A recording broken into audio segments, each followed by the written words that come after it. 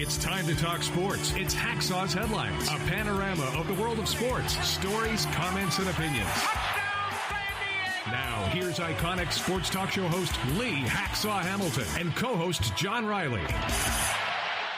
Who wants to talk sports on a Thursday as we head towards a great sports weekend? We do. Good afternoon, everyone. From our DIXIELINE Lumber and Home Center Store studios in San Diego, this is Lee Hacksaw Hamilton with my co-host broadcasting from left field, John Riley. We welcome you to our Thursday podcast. We're going lots of different directions. A ton of topics will be on the table. Our podcast brought to you by DIXIELINE Lumber and Home Center Stores, 9 locations, been in business more than 100 years in San Diego. You got projects, they are the people that you should talk to. And by North County Eye Center, been in business since the 1970s, serving the needs of all the people.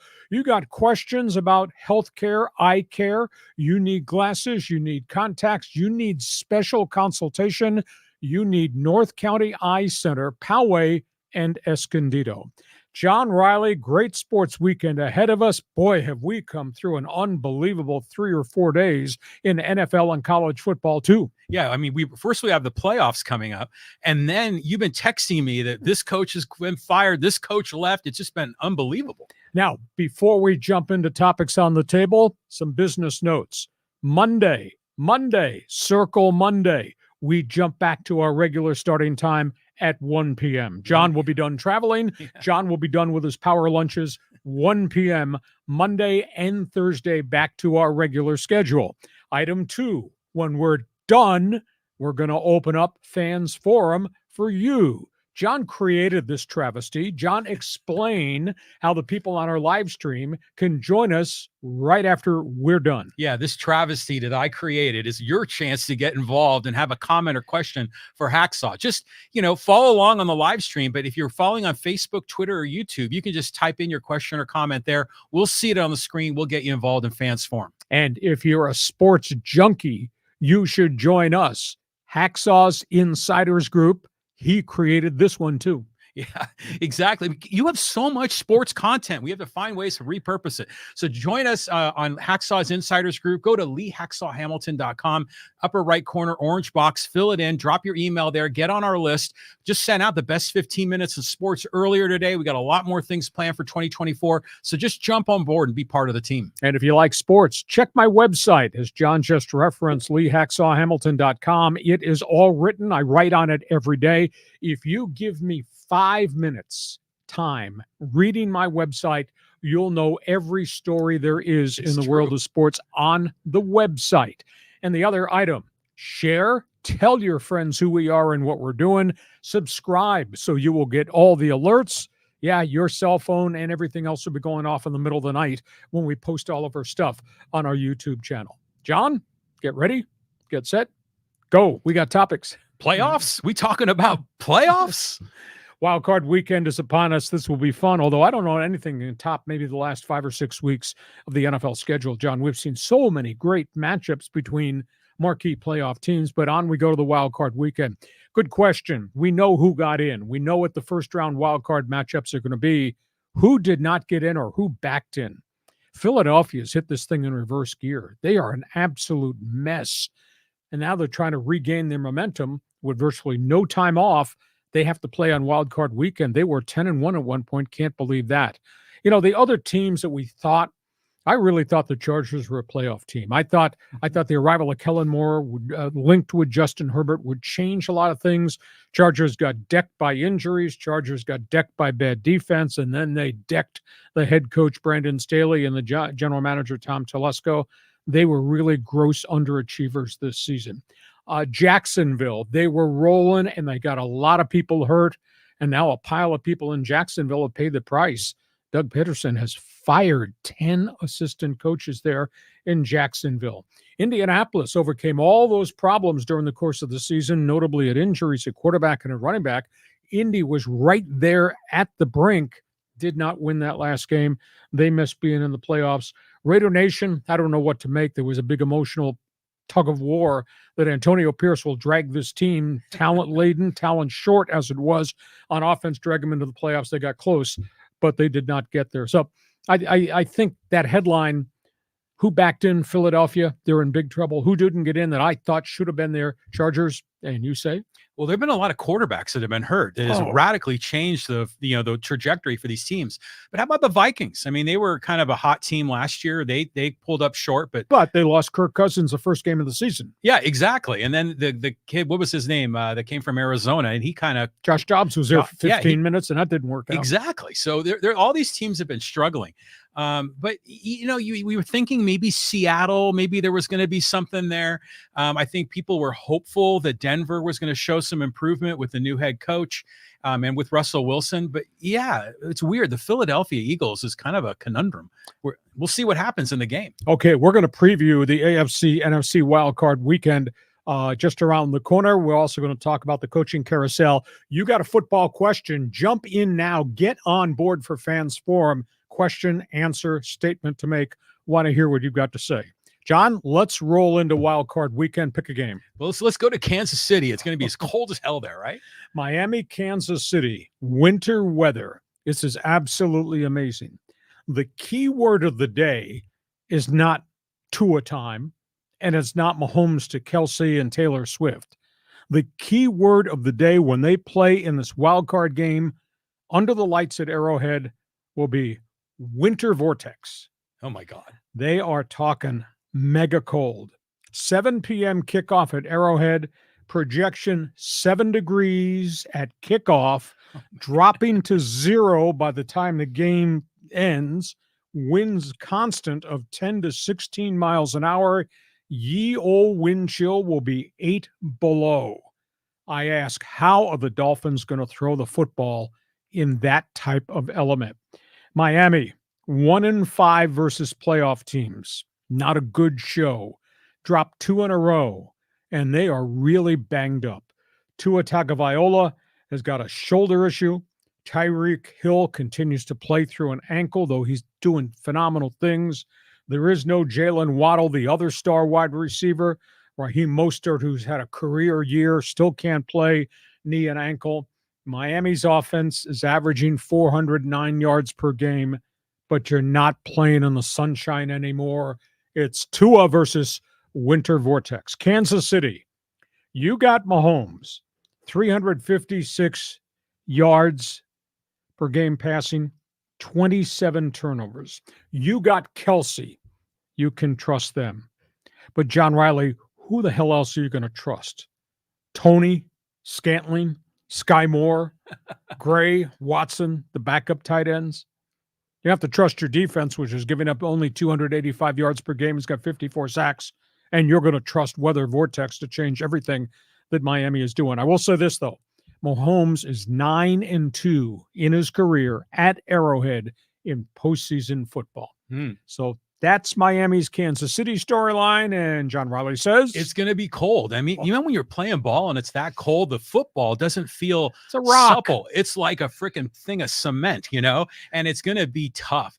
But, you know, Pacheco is on the Chiefs, and he's a good player, and they can pass to him, but he's going to run. I think he's going to have a big day. But it'll be interesting seeing Tyreek Hill on the other side now, you know, playing for Miami in Arrowhead. But I just remember following the Chargers back in the day when you were broadcasting at Arrowhead, and it would be crazy cold there during the winter as well. We won a game in the early 90s. We were a bad team at that point in time. And we went into Arrowhead and won a game. Marion Butts was the lead running back. I think Billy Joe Tolliver might have been the quarterback. That's how bad the roster was. We beat them. We played a late Sunday game in December. Well, late Sunday, 4 o'clock start, I guess. And it was 9 degrees, and it was so cold. And the wind was whipping through that stadium, which is kind of a horseshoe in a bowl. And we beat them. They ran Marion Butts maybe 35 times, and we beat Kansas City in the Arctic, just Arctic. So I'm not so sure the issue is Mahomes and whom he can trust as Tua versus the weather vortex. Yeah, I mean, Tua's going to have a hell of a time there, and all the Dolphins are, because they depend on that timing game so much, and, you know, the cold's going to throw them off. And you get 10 to 16 mile an hour winds circling around that stadium. Yeah. And you're throwing and the ball's doing this. Okay.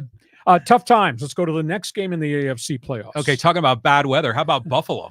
Buffalo Mafia versus the Steel defense. Pittsburgh, they've had a nice little run. The run ends this weekend.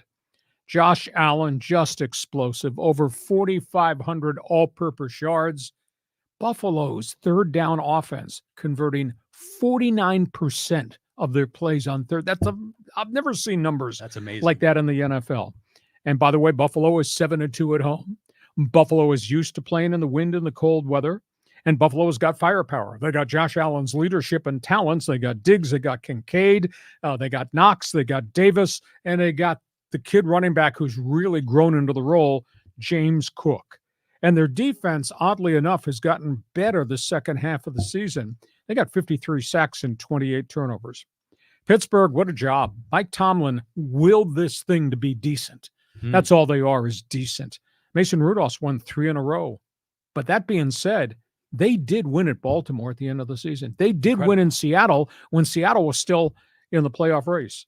They're living off their defense and a little bit of improvement on the offense. Defense got 43 sacks, 25 takeaways, but no TJ Watt. Well, Josh Allen, he can run the ball, man. I'll tell you what. He's going to be big in this game. Yeah, no TJ Watt. When TJ Watt does not play, Pittsburgh is 1-10. 1-10. So what do you think is their chance against Buffalo? Yeah. Now, I will say this. Tomlin somehow has gotten these guys to go 5-3 on the road, which I never would have imagined. But I just don't think they have anywhere enough firepower to handle Josh Allen and everything Buffalo's got at the line of scrimmage. And like I said, they're 1-10 without TJ Watt in the lineup. So over and out. Yeah, over and out. I mean, it's been a nice run for the Steelers, but Josh Allen's going to figure out a way. And by the way, why do the Bills call their fans the Mafia? They're all the way out there in Buffalo. If they were in New York or Jersey, I get it. But you never spent any time in Buffalo, my man. Oh. Back in the day, yes, there was a Buffalo Mafia. Okay, so that's a real thing. Oh, that's the real deal. That's why they adopted it. Okay, let's move to the next playoff game. Okay, well, here we go. This is Browns-Texans, and this is going to be a fun one. A great headline. Old dog, Joe Flacco. Young pup, C.J. Stroud. Cleveland is 8-0 at home. Flacco, 13 touchdowns, 8 interceptions, 8 sacks, 5 starts. 13 touchdowns in 5 starts. He has really done a good job. They don't have much of a running game, obviously because of the loss of Nick Chubb. They just keep on throwing. David Njoku, the tight end, 81 catches. Amari Cooper's had a career year. Never been like this before. He's got 72 receptions this season, though he was banged up. Houston rolls in. Rookie of the year, C.J. Stroud. 21 touchdowns, 5 picks, 3,844 yards passing, 63% completion rate. I don't know anybody on the planet that thought C.J. Stroud going to that team would put up those kind of numbers. Really? Now, he's going to have to face Jim Schwartz's defense. Browns defense. Everybody in the world's averaging over 400 yards per game. Pretty much everybody throws it down the field. Cleveland's defense is giving up 266 yards per game. Wow. In this modern day era. 46 sacks, 27 takeaways. However, there's problems. They got 3 DBs that are hurt that are probably not going to play this weekend. So that's a bit of a setback for the back end of the Browns defense. And DeMeco Ryans, man, oh man, what a job he's done. Totally. I'm going to be fascinated to see, because they do a lot of creative stuff defensively, if they can slow down and knock Flacco out of rhythm and have him turn the sucker over, because he does make mistakes, even though he's thrown for a lot of yards in the 5 starts. So the Cleveland, Houston, just that mystifies me. I think that's going to be cool. That's a great headline. Old dog versus young pup. Well, it's exactly what it's going to be. But, DeMeco Ryans is a former defensive coordinator. Sure. So he'll be cooking up some schemes for this. This is going to be great because the Browns have that, the dog pound and the loyal fan base. And the Texans are suddenly kind of better than we expected. So this is going to be my favorite game. Upset in the making. I think so. I would agree. Hey, you're an NFL fan? Jump on board. Tell us what you think about the AFC playoffs, because now we're going to the NFC. John, next game. Okay. Talk about Packers and Cowboys. This is like a classic matchup. It is. And you got the coaches, Mike McCarthy, Matt LaFleur. McCarthy, ex-Green Bay, replaced by LaFleur, who's done a great job. And McCarthy's kind of reinvented himself. New coach versus ex-coach. There is quite a success record in Dallas. And this surprise of what Matt LaFleur's been able to do with that kid quarterback Jordan Love is probably equal to what McCarthy's been able to do in resurrecting Dak Prescott. Dak Prescott, the back half of the schedule, ever since the Cowboys beat the Chargers in LA in the middle of the season, Prescott has been unstoppable. Dallas, by the way, is 8-0 at home. Dak's got a 104 quarterback rating, which he has not had in a long time in his career. 32 touchdowns, only 8 picks. Wow. Talk about being reinvented. And I don't know, in all honesty, how Green Bay can defend CD Lamb, Ferguson the tight end, Brandon Cooks, Gallup the other wide receiver, and the boys' defense has got 42 sacks. So this has been a really good year with Mike McCarthy retaking control of everything in Dallas. As for Green Bay, what a breakout season for the quarterback from Utah State. I didn't think he'd put these numbers up. I thought he'd compete, but Jordan Love's got 32 touchdowns, 11 picks, a bunch of kid receivers that nobody knows. They're just red hot. And in his last 8 games, here's a stat. Jordan Love has 18 touchdowns and 1 pick in his last 8 games for Green Bay. Wow. Now, the burning question to me, Green Bay's kind of really come together offensively, but you're playing in the Big D. Is the stage too big for Green Bay in the Big D? And the Packers, I don't think, have a great defense. They're giving up 344 yards per game. That invites Dak to go down the field on them a lot. And by the way, the Packers, outside of the division, they're only 1-5 on the road. So I think this mystical story about the arrival of Jordan Love is probably going to end. Now, if this sucker were at Lambeau Field and if it was cold and snowy, might be a different story. But going into Dallas, you're not only facing Mike McCarthy and Dan Quinn's defense and Dak Prescott and all those fireworks on offense. It's 106,000 freaking people in Jerry's building. Mm-hmm. I think the run, it ends for the Packers this weekend. Well, the Cowboys are like Jekyll and Hyde on the road versus at home. Mm-hmm. So everything says the Cowboys should win this game, but we know that they choke in the playoffs all the time. So do you think there's any chance of an upset here, Lee? No, unless somebody gets hurt. Mm-hmm. I just think there's way too much firepower that Dak's got at the line of scrimmage. And like I said, Green Bay's given up gobs of yards. And I just don't know that Jordan Love can hang in there if it becomes a throwing contest. Now, the only thing that might change it is if they can run the football. And Green Bay's got 2 really good running backs led by Aaron Jones and A.J. Dillon. And if they can play power football, run the ball, keep the pass rush off Jordan Love, and keep Dak on the sidelines with Mike McCarthy, maybe. But nah, because I just don't think Green Bay's defense can slow Dak Prescott and all those wide receivers down. Those guys are going to be running up and down the field all day. Yeah, that's going to be a game. I'm looking forward to it. We move on. Next game in the National Football Conference. Boys, this is a great bunch of storylines here. Yeah, the Rams and the Lions, and these 2 quarterbacks are like swapping roles. The whole world appreciates what Dan Campbell's done in Detroit. A lot of people, myself included, unbelievably pleased with what McVay has done resurrecting Rams football. You know, one storyline there, good headline, Stafford versus Goff. 2 quarterbacks that were traded for each other. Beautiful. And neither one left on good terms. Stafford was peeved at all the losing in Detroit. It was a one-man gang. Goff felt he was mistreated in L.A. and he didn't grow as a quarterback.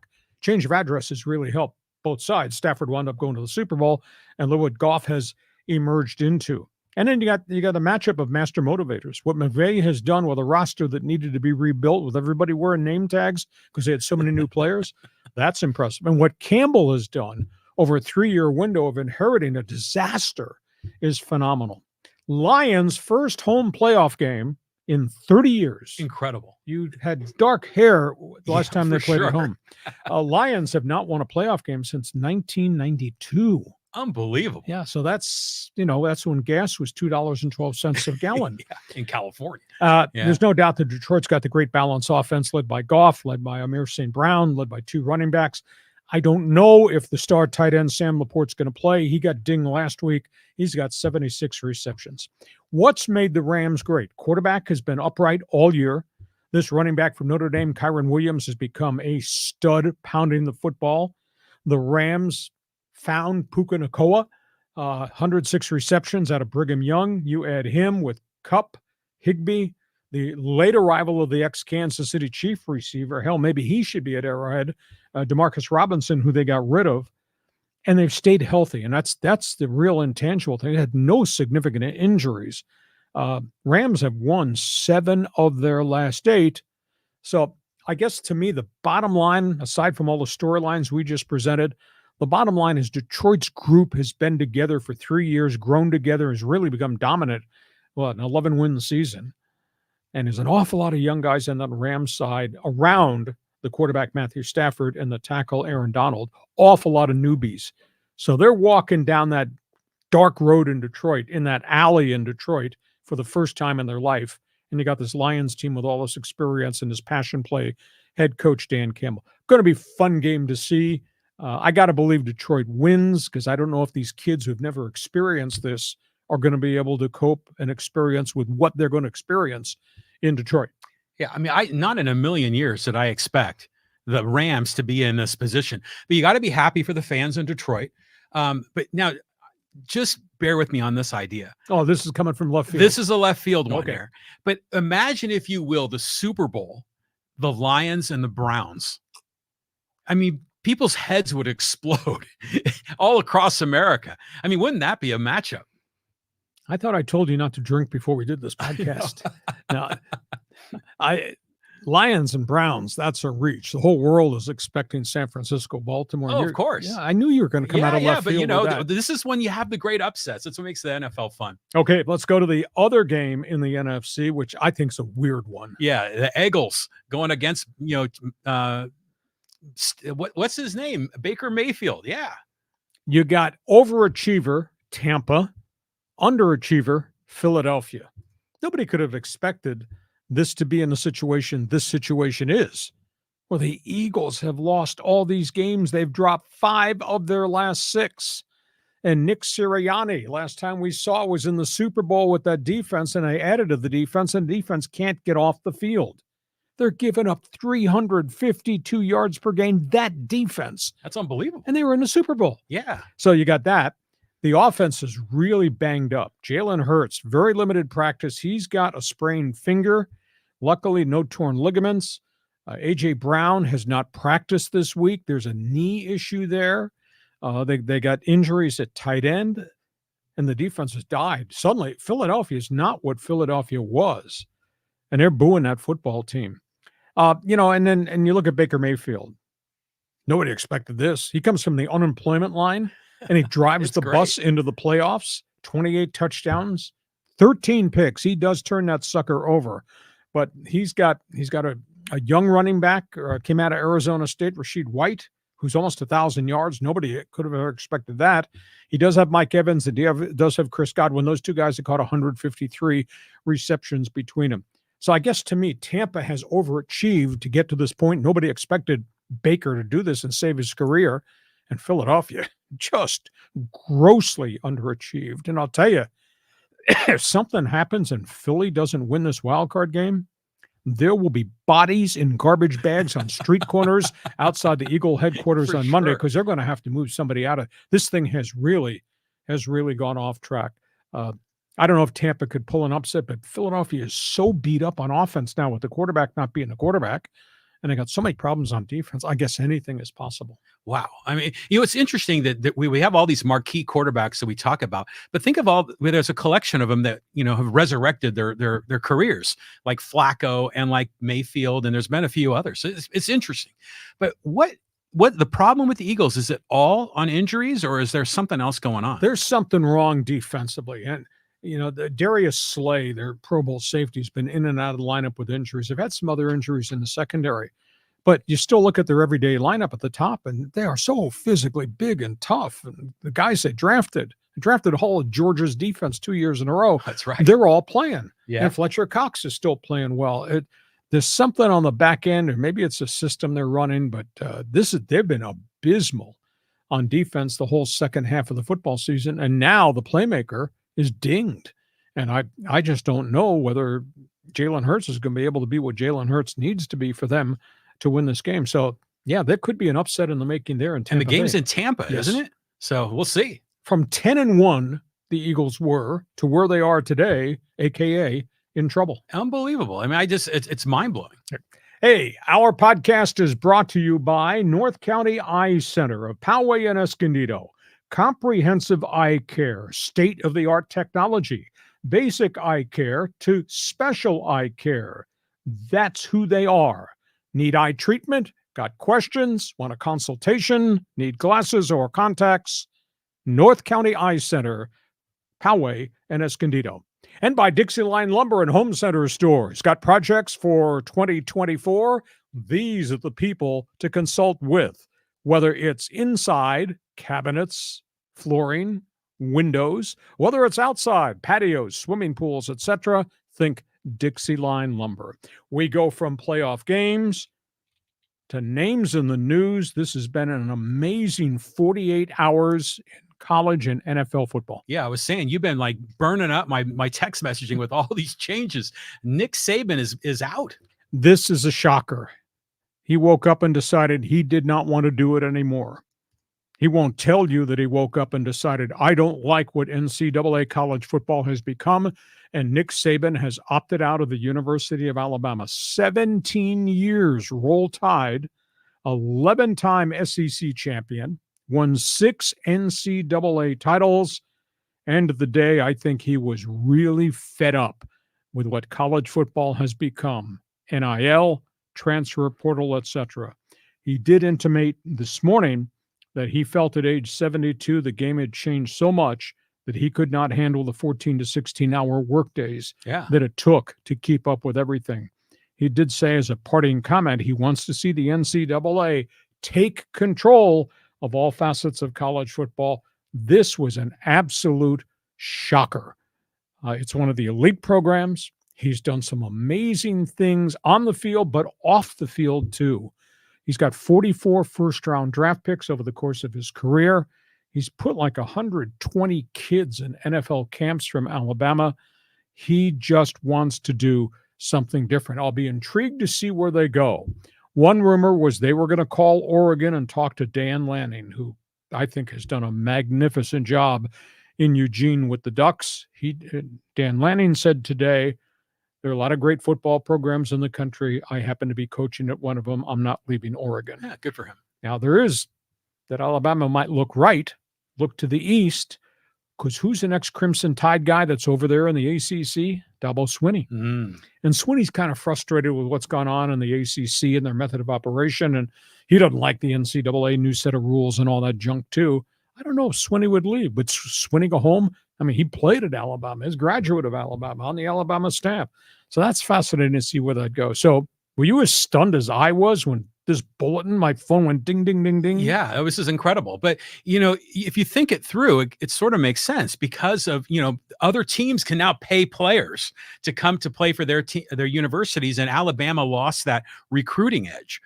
So it's surprising, but it's not so surprising. But here's a name I'll throw out there as a potential. What about Lane Kiffin?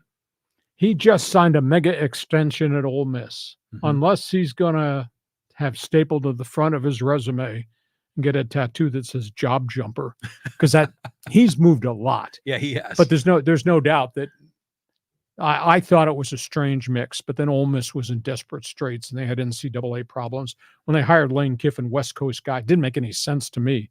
Although Kiffin worked under Nick Saban. Saban's resurrected all these coaches, these assistants, these coordinators have had all kinds of personal issues. Kiffin, Steve Sarkisian, some of these other people. But he just got an extension at Ole Miss, and I don't think the state troopers let him cross the state line. So it'll be fascinating to see where they go. So we go from college football to the NFL. Yeah, more coaches. I mean, this is incredible. It is incredible. We knew something was going to happen in New England, and it finally did. I think the most unique thing, and you and I had talked about this a couple of last 2 weeks on our podcast, John, was how do you handle a transition gracefully with a guy that's done what that guy's done? And New England did. New England decided they reached the end of the road with Bill Belichick. They decided to let him leave without compensation. Belichick agreed to not ask for any of the remaining $25 million on his contract. So in essence, they're parting ways peacefully, and rightfully so. I think there was a little bit of surprise because Belichick had dropped hints, want to coach, dropped hints, willing to give up power. I think there was surprise that Robert Kraft said, clean piece of paper. So Belichick, it's an era that we will never, ever see again.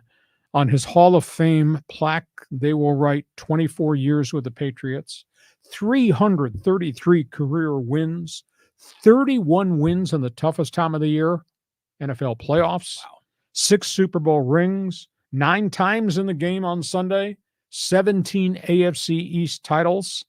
He says he will coach next year. It'll be his 50th year in the National Football League. I think he's going to wind up in Atlanta, and I think it's going to happen really quickly. But, history will write about the X's and O's and his roster building, his teaching, his education, the Patriots way. And then this afternoon, Tom Brady texted out a message thanking Belichick, indicating, I would not be where I got had it not been for you. Yeah. And Brady telling the whole world, Belichick was the king of creating greatness. He molded teams to take on the challenge of having to be the best team to win these games. So Brady just applauded who Belichick was, not just as a coach, but as a person, as a person that influenced young men and his leadership. So, it's going to be a strange feel. It'll be very interesting to see where they go. Hot name is the linebacker that they kept in-house. Jared Mayo did not let him interview other places. He is a defensive coordinator. He might be the heir apparent. Or Mike Vrabel from Tennessee, who just got bounced, who was with Belichick, played for Belichick, and is, I think, a sharp guy. I would think those two will be fascinating to see who they hire as a general manager, because they're obviously going to realign the whole hierarchy, the organizational chart. Yeah. It'll be very, very different. And I do think Belichick is going to resurface quick. And everybody tells me it might be with Arthur Blank in Atlanta. This is incredible. All of these big names suddenly out on the free market. Now, when Belichick does his press conferences, he's kind of, dour. Yeah. Is that really him, or is that kind of an act that he pulls? It's both. Okay. I've interviewed him a couple times. It was weird. Again, I'm wired differently. So go ahead. You can bang on me. A couple times I've interviewed him. He was great. But I wasn't asking him for secrets of your formation or your defense. Mm-hmm. But you talk history, you talk football, people, you talk about talent and people who influence the game. He just opens right up. But I feel bad for the guys that cover the Patriots, because he's just dour and dark all the time. And I think he struggled as the game changed. Of course, they didn't have a quarterback. That's a big issue. This is a quarterback's league. But I also hold him accountable for a lot of bad drafts. I hold him accountable for being unwilling to give marquee players marquee free agent money, because New England has not been that type of franchise. But in terms of X's and O's, my favorite phrase, and I had quarterbacks tell me this, you come to the line of scrimmage, your pre-snap read in a game against New England. Do you believe what you see? Because when you snap the ball, what comes at you might be very different from what your pre-snap read was. Yeah, I'm sure. And I think it takes a unique intellective player to be able to play Belichick's system. So he was spectacular. Now, the question, do you think his brand is tainted because of Deflategate and the spying and all this other nonsense that's going on? It's going on there, then it's probably going on other places. But no, I don't think so, because he did it for so long and was so successful. Granted, Brady was the trigger man in this whole thing. And I think their record since Brady retired is 28-38. But creative genius, just amazing. Now we'll see if he can reinvent himself, if he winds up with the Atlanta Falcons or the Washington Commanders. The other guy who vacated, and I didn't expect this, was Pete Carroll. 14 years. He had said Monday, the season-ending press conference, he wanted to coach a year 15.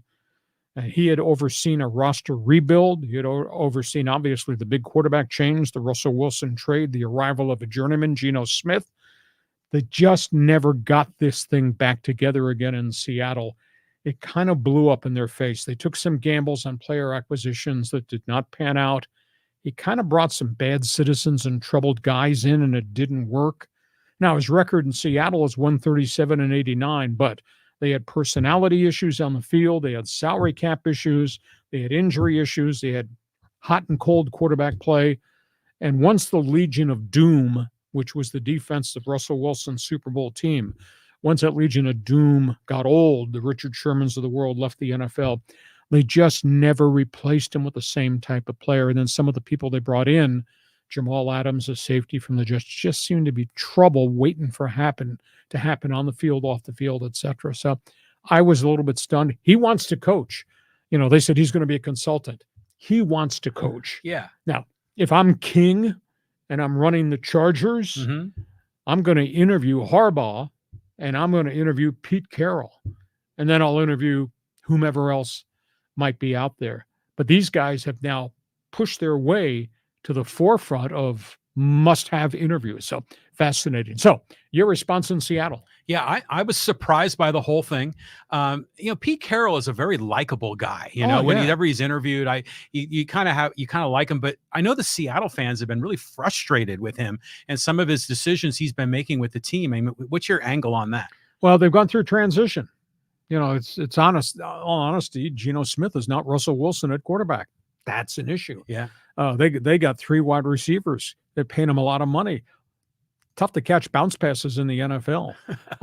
And those guys, led by DK Metcalf, have had a lot of injury problems.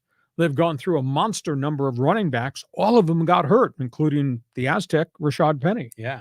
It took them forever to reload the offensive line. This year, they had a good offensive line. It's the first time in about 4 or 5 years.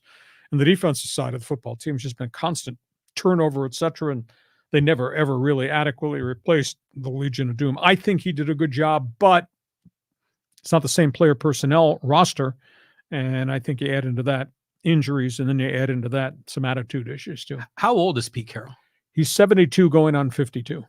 Yeah, he does look really young. Oh, he's a firebrand. Yeah. He's storming up on the sidelines and running stadium steps before the game. And that's incredible. He's one of the more unique guys I've ever met in the NFL. I enjoyed my interaction with him when I was doing talk show radio, and he was at USC. And, of course, the job he did at Southern Cal with the Trojans for that group of years in the Reggie Bush, Matt Leinart era, just absolutely spectacular. So we got those coaches. We'll see where this thing goes going forward. Hey, we get to halftime. Our podcast is brought to you by DIXIELINE Lumber and Home Center Stores. John, let's talk for a second about projects, because I can create projects. I just can't accomplish them, but I know you're a wizard at building things, but you need DIXIELINE's help too. Yeah, it's funny. I went out to lunch with the folks at DIXIELINE today, and they were telling me the story about how, axe throwing. You ever seen that? Yeah, big in North Dakota. Well, yeah, and it's kind of a fun thing here too. And there were guys that were running these axe throwing places in Kearney Mesa, like right off of Convoy, and they were rolling into the DIXIELINE store buying lumber. And the manager, he's telling me the story, is asking, where'd you get that lumber? Or what do you need this lumber for? And he goes, oh yeah, we're doing it for axe throwing. So sometimes people use lumber in the weirdest ways, but DIXIELINE's got it, man. Those guys have been around in San Diego for 100 years. So you got projects. These are the people you should do business with. DIXIELINE Lumber. Now the summer came, we can go everywhere. So let's take it to the beach. Girl, it's just you and me. Now the summer came, so we can go everywhere. Let's take it to the beach. Girl, it's just you and me. Now when the summer's here, maybe we can disappear. And our podcast is also brought to you by North County Eye Center of Poway and Escondido. From glasses to contact lenses, you got questions, problems with cataracts to glaucoma to cornea situations. They provide extensive screening programs for people of all ages, vision test for the young, for the old, in addition to the dry eye treatment program that they have just developed. North County Eye Center, Poway, North County Eye Center, Escondido, people you should consider.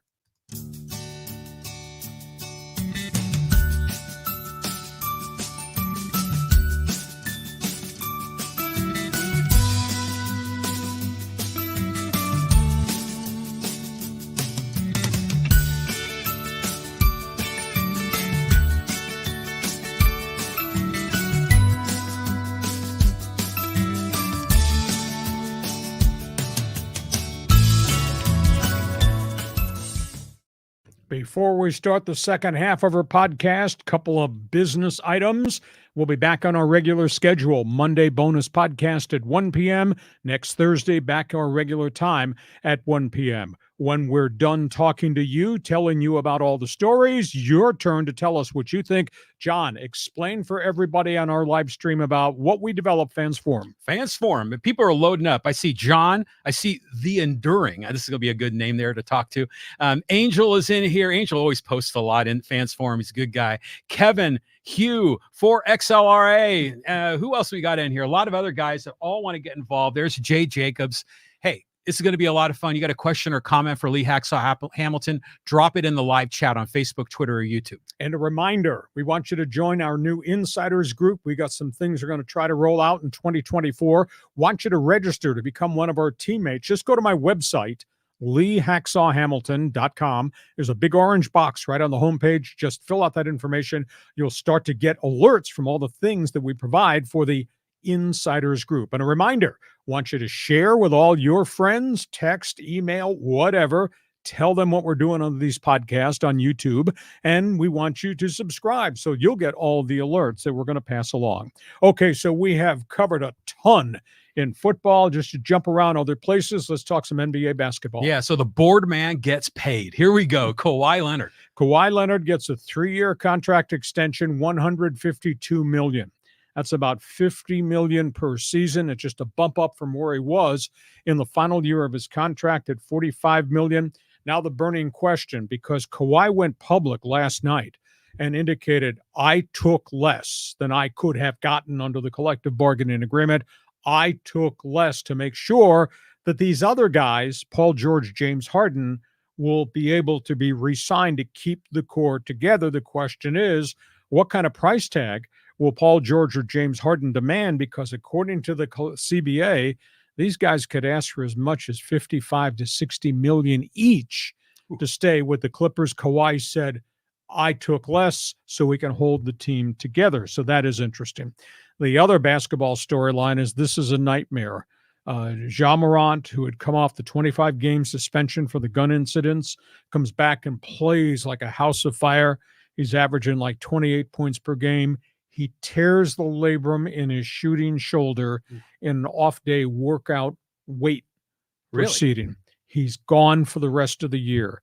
And to make it worse, today, Marcus Smart, the other star guard Memphis, he went down. He's going to be gone for at least 8 weeks with knee surgery. So all of a sudden, Memphis is in just a world of hurt. So thoughts on the Clippers, thoughts on the black cloud over the Grizzlies. Yeah, well, good on Kawhi because he wants to win championships, and he's already won two of them. He's been the MVP. And the Clippers are just so desperate to get an NBA championship. So good on Kawhi. I'm always going to root for him as an Aztec.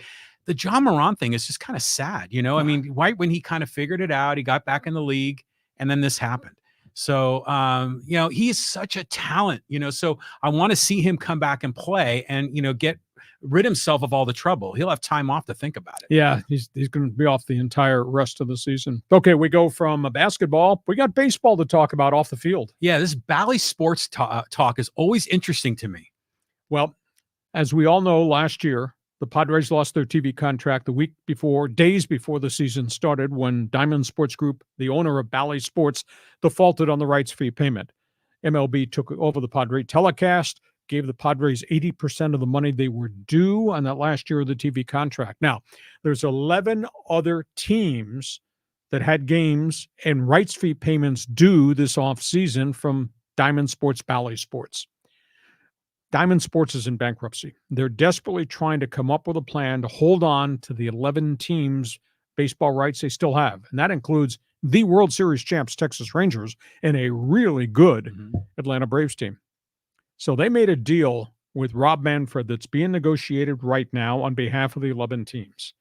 Baseball will allow Bally to retain those 11 teams at a discounted rate for 1 calendar year. So that means Arizona, Texas, Atlanta, Cubs, Pirates, Kansas City, whomever, are going to get some fraction of the money owed by Bally. Major League Baseball will kick in bonus money to those teams like they did to the Padres last year. So they'll allow Bally to have one more year to operate.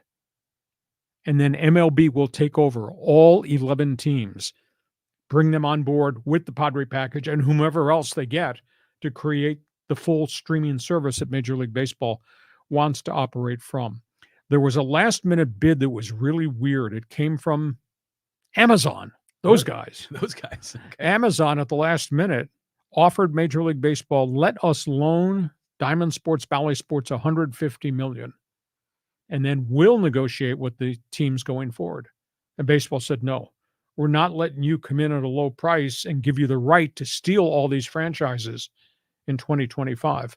So in essence, baseball's going to bail Bally out this year, and they get at least 11 more teams to join the Padres next year in 2025 in a whole streaming package. It's complicated, but it is, yeah. I tried to read through it, but that's the basis of what's gone on. Well, everything is going sideways. It's one of those playoff games in the NFL is on Peacock, yeah. And so everyone's kind of trying to figure out where all these places are streaming. The Padres had $60 million in revenue from Bally's. And that, went out the window. They got 40 from Bally's, and then baseball kicked in the other 20. And that was just for 1 year. 1 year only. But going forward, they're going to get less from this MLB package, right? We don't know what the dollar figure is, but yes. Yeah. And so I imagine all these other 11 teams, it's going to be a punch in the nose for them too. Exactly. Maybe in 2025. Right. So that's where we are there. From that, let's talk about baseball on the field. Yeah. Me and Julio down by the schoolyard. He's back in the news. Both are back in the news. The guy on the left is Julio Urias, the outstanding young left-handed pitcher, former Cy Young guy who sat out half the season after a domestic abuse incident. He is still in limbo. He is still on, quote, administrative leave. He is a free agent.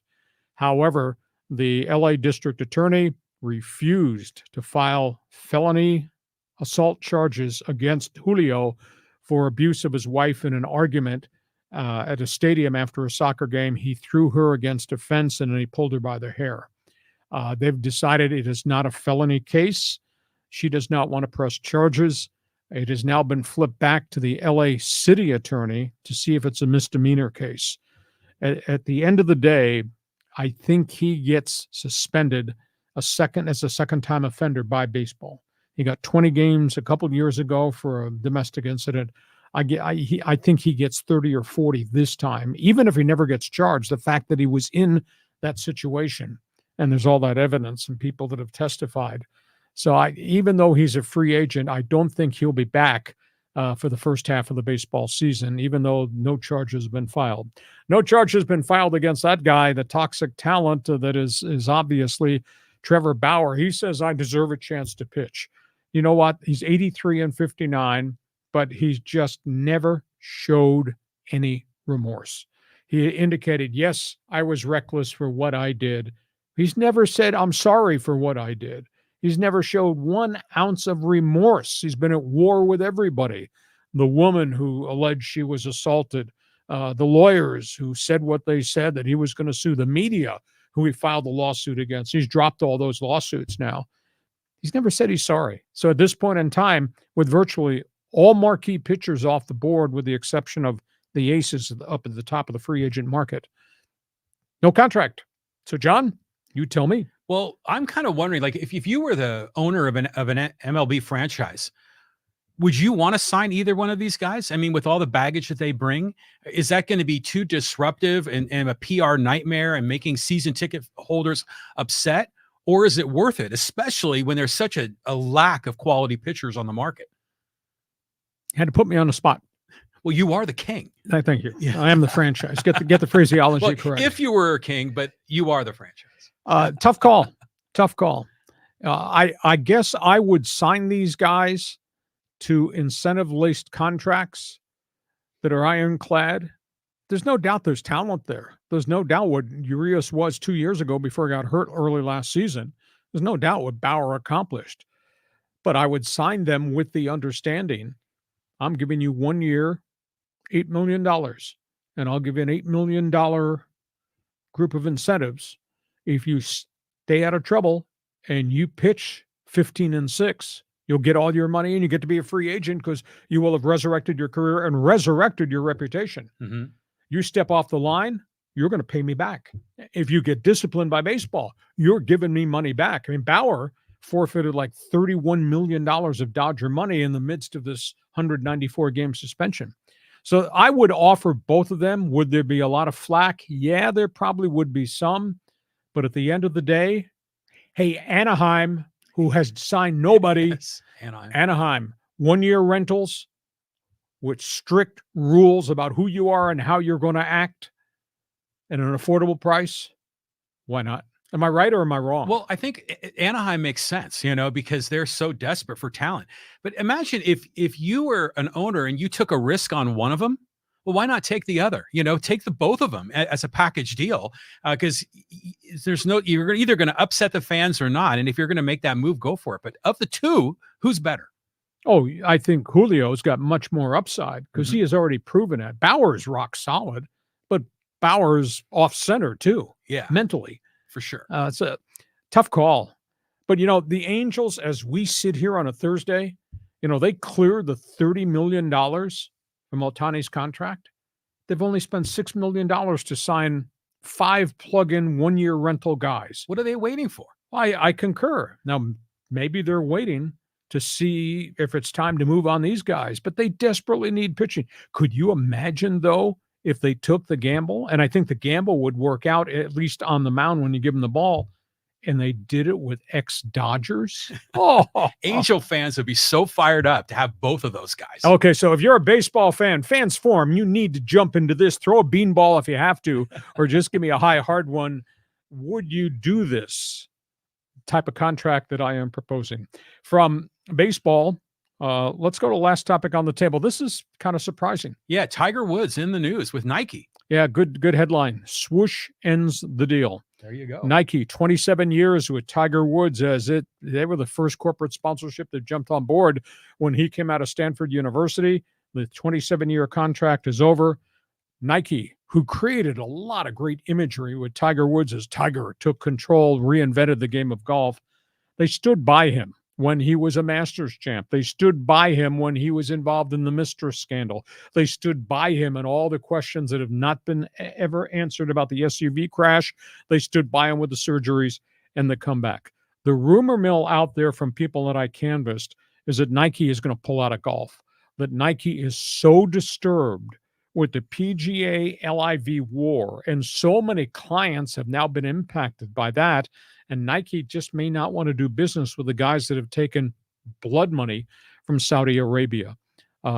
They praised Tiger to the hilt in terms of who he was, what he became as a player, did not mention very much about the person who was Tiger Woods, but 27 years, that's a hell of a run of endorsements. Yeah, for sure. And he was one of the big time guys in endorsements like 20 years ago when this whole thing went down. But, all these coaches leaving, all these ends of an era, right? And this run with Nike has been unbelievable, but he's still going to play, right? I mean, so he'll be getting, someone will replace Nike on his hat. He's going to try to play, but who knows whether he holds up. He made, it was interesting. I went back and checked. He made like $505 million in endorsements over 27 years, in addition to 85 career victories in all those Grand Slam events. Yeah, good for him. Phenomenal run. Hey, we think we have people lined up here to ask questions. Our podcast is brought to you by North County Eye Center, Poway and Escondido. You have what I had, eye problems. You need them. North County Eye Center, Poway, Escondido. And by DIXIELINE Lumber. 2024 is upon us. You got projects, whether it's windows or decking or lighting, counters. Go talk to these people, the pros in the business. DIXIELINE Lumber and Home Center Store. John, your turn. Your friends, questions from left field on Fans Forum. Well, let's go to Angel first. Angel always has a lot to offer the podcast. He says, won't be pretty in Kansas City for the Dolphins. I'm picking the Chiefs 17-3 in frigid Arrowhead. Hey, Angel, I don't know if you own any winter wear. You tell me how you throw the football when it's 7 degrees going down to 0 and the wind chill's -8 and that wind is 8 to 16 miles an hour blowing across the field. The Sunshine Boys are not playing in Miami. They're playing in Kansas City, and this is going to be an enormous challenge. This would be a hell of a game if this thing were in the Sunshine State, but it's not. It's It's in the Arctic that is Kansas City this weekend. Well, and figure the fans are going to be there at the crack of dawn. They're going to be tailgating and they're going to be boozing. So the crowd could get kind of rowdy when this game goes on. Crowd is rowdy any time of the year, but obviously when it's cold and windy, this is going to be a very, very hard game for Miami. This is going to be a bitter end. I mean, if they get taken out, they will then be 1-6 against good teams this year. So how really good were they? Was it gimmicks and gadgets that got them to the season they had? 1-6 against good teams. Not a lot of credibility in that. Yeah, we thought they were going to be really good. And you're right. They've been also Jekyll and Hyde. I just don't see the Dolphins winning this game. Not at all. But like we said at the beginning of our preview, we know you can trust Patrick Mahomes and Travis Kelce. Can you trust anybody else on that Chief offense? Yeah. Well, like I said, Pacheco, maybe. Okay. Next question. Okay, let's go here to Kevin. And he said, nobody saw the Pittsburgh Steelers 10-7 making the playoffs. The AFC North is the toughest division in the NFL, but the Steelers 10-7 were 5 wins and 1 loss. The Browns 1-1, in division. Bengals 0-2, Ravens 0-2 versus the Steelers. Yes, 2 of the 4 losses of the Ravens came from the Steelers. Well, I think the big question is, everybody's surprised that they fixed this thing because this thing really looked bad the first half of the season. But I just don't know that they have enough offense to compete and to keep up. And look who they're playing. That's Buffalo. That's Josh Allen. That's all those playmakers. It becomes a throwing contest. I don't know how the Steelers stay in the football game unless they think they can run it. But I don't even know that they can run it consistently against Buffalo, which puts it then on the shoulders of Mason Rudolph. They're playing a different style of football. And again, they don't have TJ Watt. And without TJ Watt, Steel City is 1-10 when he does not play. Yeah, I mean, this could be a beatdown. It could get really ugly here. But have you heard any reports on what the weather is going to be like in Buffalo? I think everything is going to be cold and maybe snowy. I don't think it's going to be bad in Buffalo as it is in the Midwest because I don't think the storms have gotten to Buffalo by that point. Wow.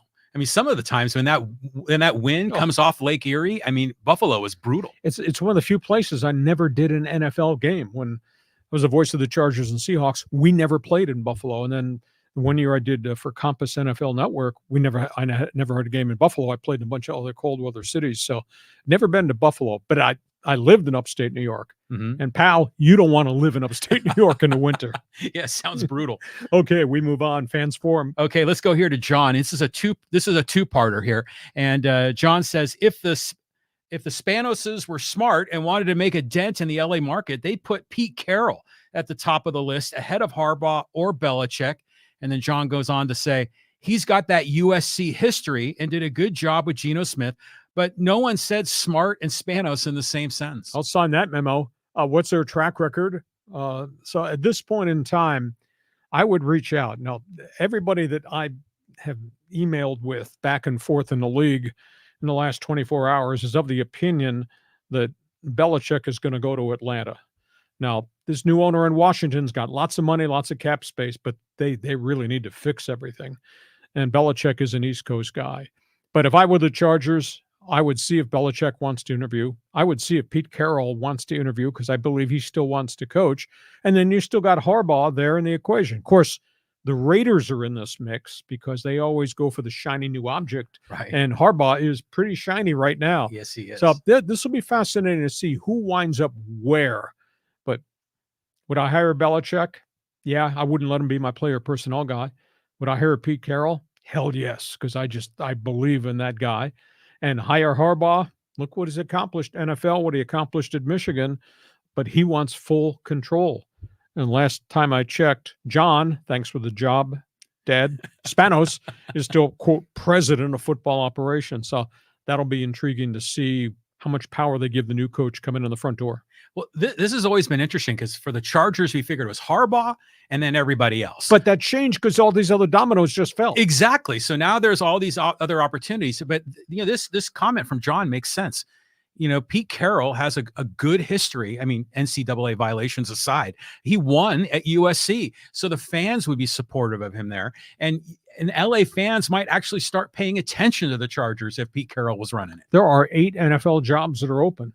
And all of a sudden, all these new names have become available because everybody had wondered whether Belichick would exit New England Everybody wondered whether Harbaugh would leave Ann Arbor, even though he's got this massive contract offer on the table. And all of a sudden, Pete Carroll's in the mix too. And you got the hot coordinators. And then you got the veteran guys who have resurrected their careers, the Dan Quinns of the world. So this thing's going to happen. It'll be interesting how fast which domino goes first. But if I'm Charger man, I talk to Pete Carroll because I think he is just an ideal fit, football-wise, personality-wise, market credibility-wise. Oh yeah, and being in the the limelight of L.A. and Hollywood, he fits. But do you think Nick Saban would come back to the NFL? No, he's 72, and I think he's elected to stay away.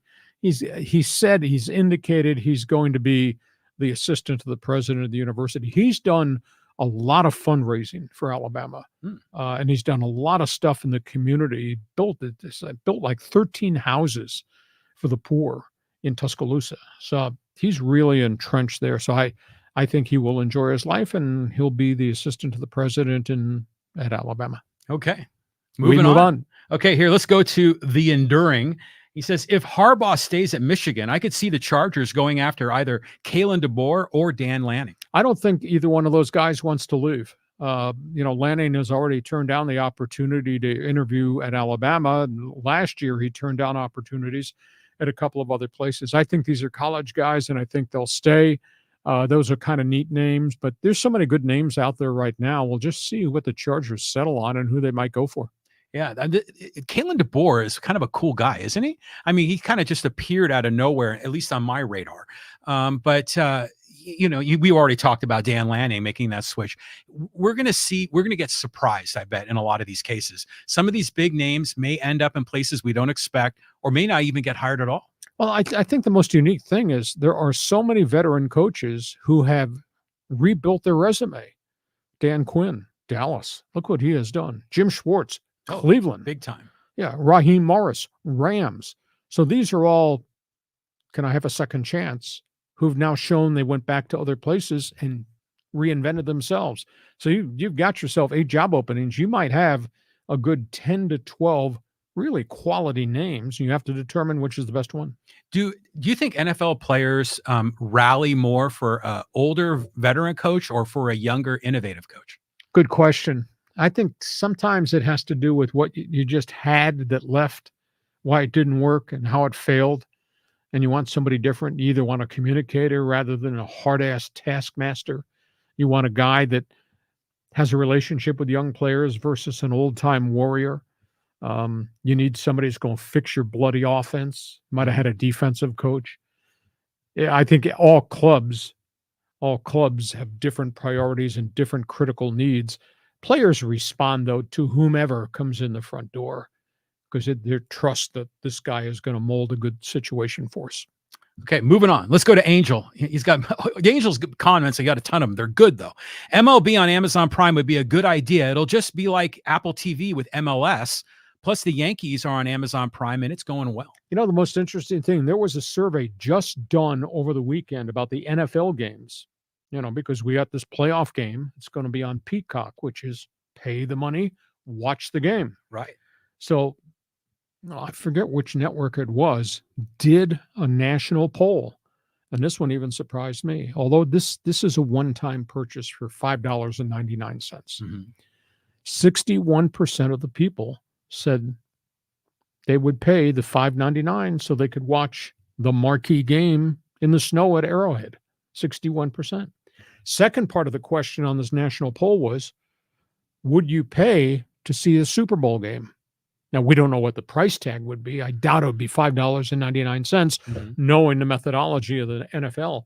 64% of the people said yes. Yeah, I would pay. So a lot of people think this is a trial balloon to see what the response is.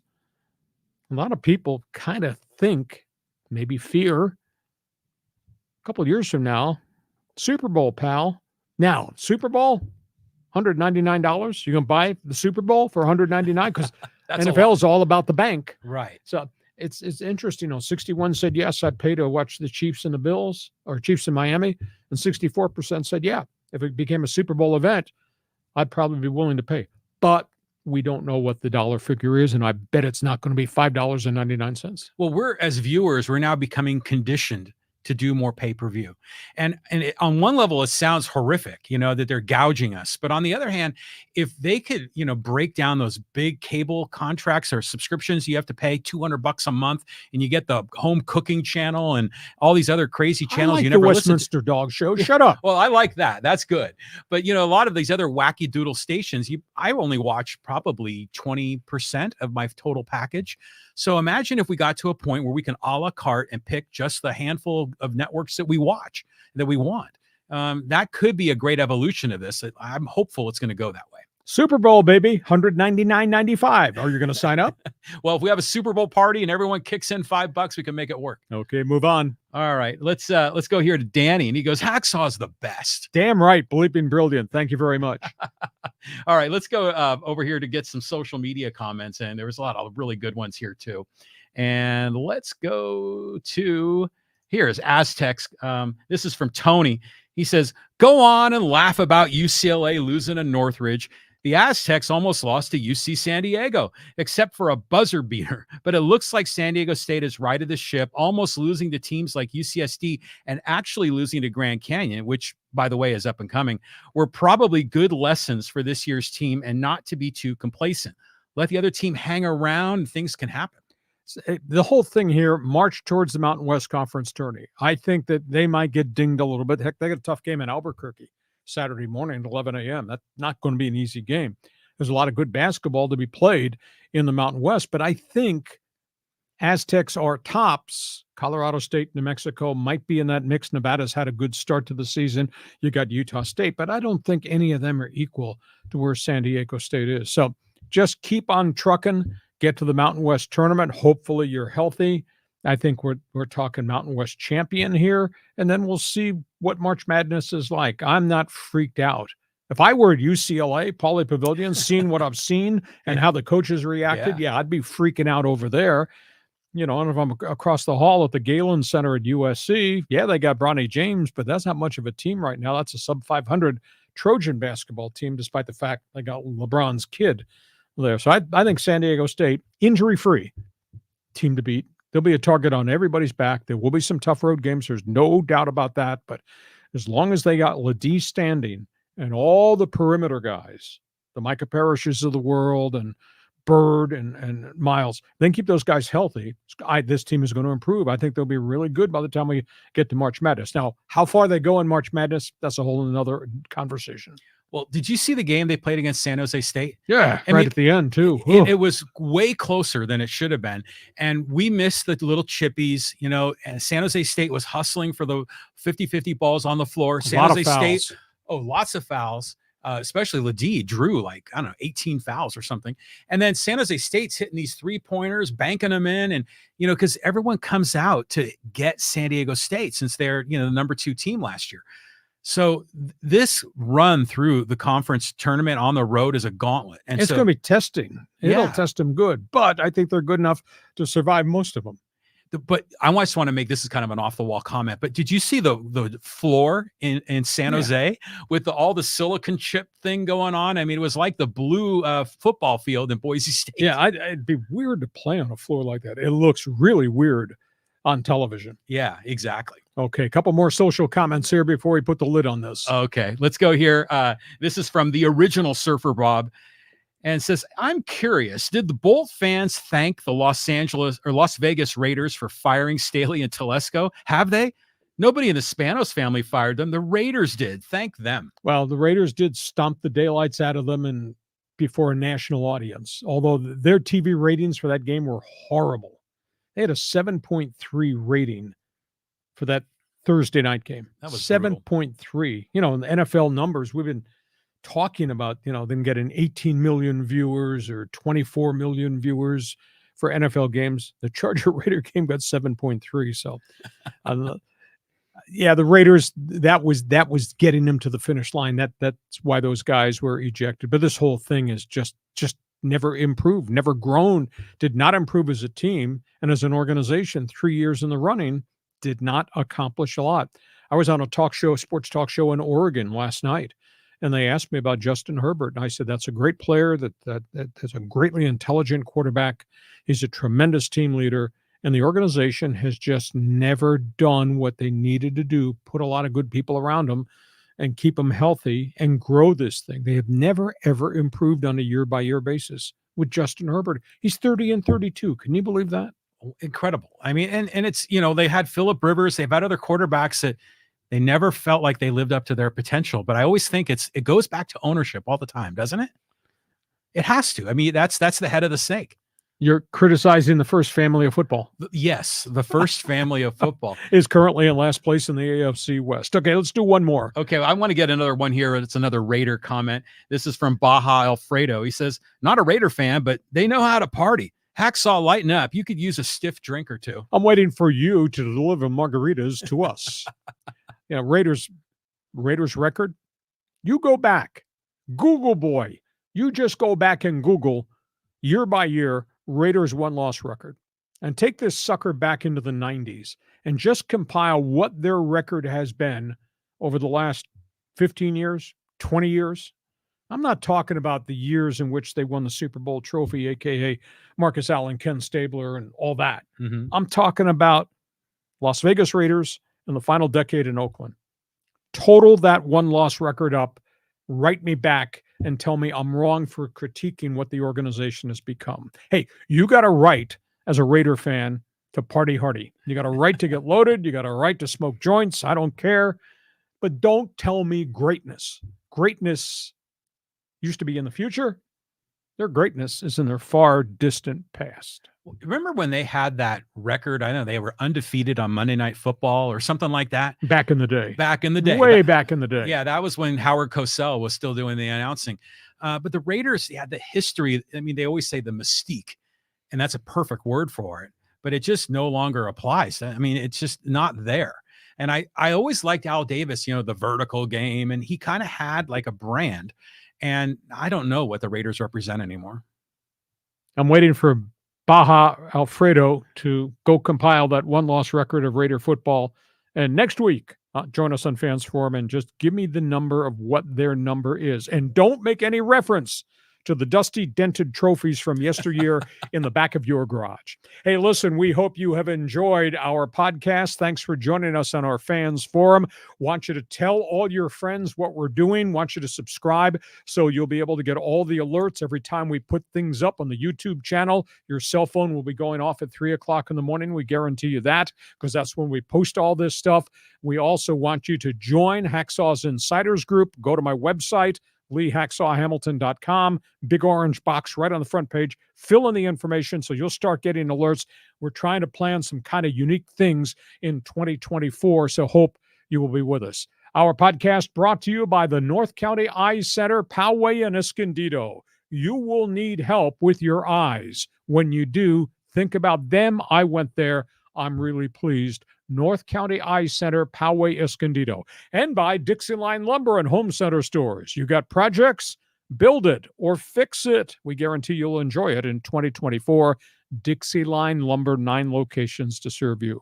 John Riley, take a deep breath. Here comes a great sports weekend. We got playoff football we're going to cover on Saturday and Sunday and Monday. This is going to be cool, and we'll be back on Monday at 1 p.m. I'm looking forward to that, and it's going to be nonstop football this weekend. It's going to be terrific. Hope you've enjoyed the topics on the table. Thanks for being part of our team. Thanks for joining us on Hacksaw's Headlines. Join us again for Hacksaw's Headlines on YouTube, Facebook, and Twitter.